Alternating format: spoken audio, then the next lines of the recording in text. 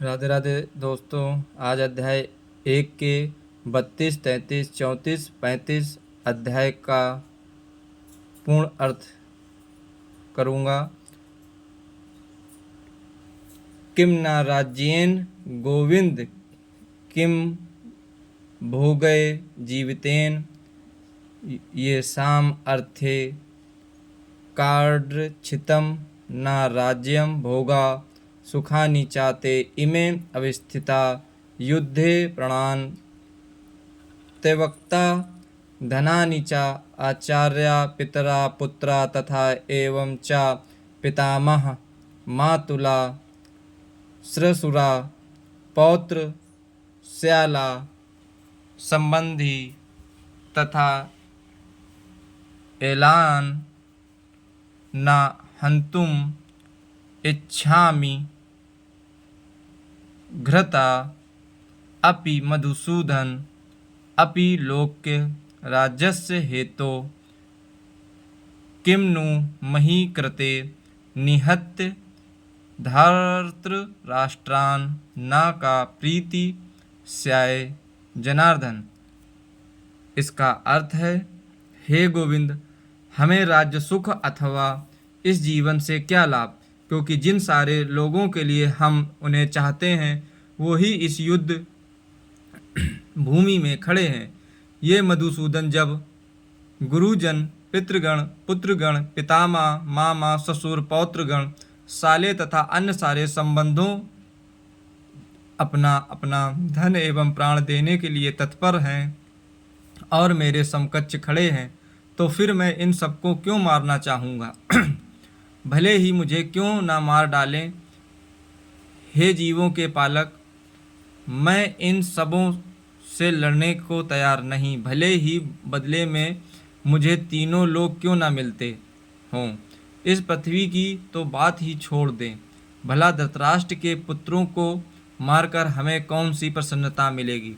जिसका तात्पर्य है, अर्जुन ने भगवान कृष्ण को गोविंद कहकर संबोधित किया, क्योंकि वे गौओं तथा इंद्रियों की समस्त प्रसन्नता के विषम हैं। इस विशिष्ट शब्द का प्रयोग करके अर्जुन संकेत करता है कि कृष्ण यह समझें कि अर्जुन की इंद्रियां कैसे तृप्त होंगी, किंतु गोविंद हमारी इंद्रियों को तुष्ट करने के लिए नहीं हैं। हाँ, यदि हम गोविंद की इंद्रियों को तुष्ट करने का प्रयास करते हैं तो हमारी इंद्रियां स्वतः तुष्ट होती हैं।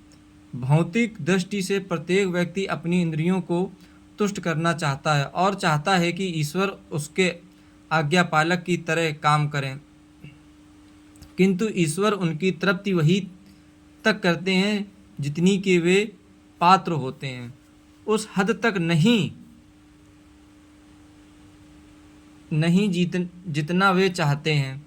किंतु जब कोई उसके विपरीत मार्ग ग्रहण करता है, अर्थात जब वह अपनी इंद्रियों की तृप्ति की चिंता न करके गोविंद की इंद्रियों की तुष्टि करने का प्रयास करता है, तो गोविंद की कृपा से जीव की सारी इच्छाएं पूर्ण हो जाती है। यहाँ पर जाति तथा कुटुंबियों के प्रति अर्जुन का प्रगाढ़ स्नेह आशिक रूप से इन सब के प्रति उसकी स्वाभाविक करुणा के कारण है, अतः वह युद्ध करने के लिए तैयार नहीं है।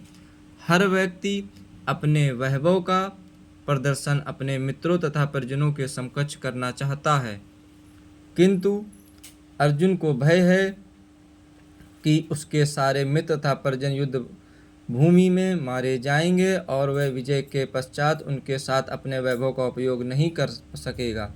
भौतिक जीवन का यह सामान्य लेखा जोखा है कि किंतु आध्यात्मिक जीवन इससे सर्वथा भिन्न होता है। चूँकि भक्त भगवान की इच्छाओं की पूर्ति करना चाहता है, अतः भगवत इच्छा होने पर वह भगवान की सेवा के लिए सारे ऐश्वर्य स्वीकार कर सकता है, किंतु यदि भगवत इच्छा न हो तो वह एक पैसा भी ग्रहण नहीं करता है।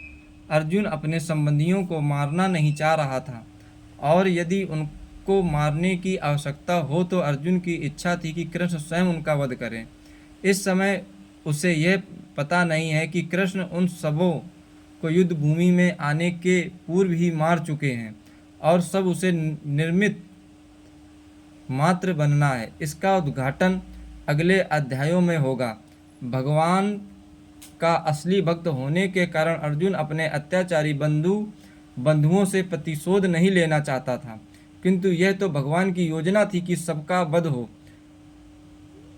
भगवादरक दुष्टों से प्रतिशोध नहीं लेना चाहते, किंतु भगवान दुष्टों द्वारा भक्त के उत्पीड़न को सहन नहीं कर पाते।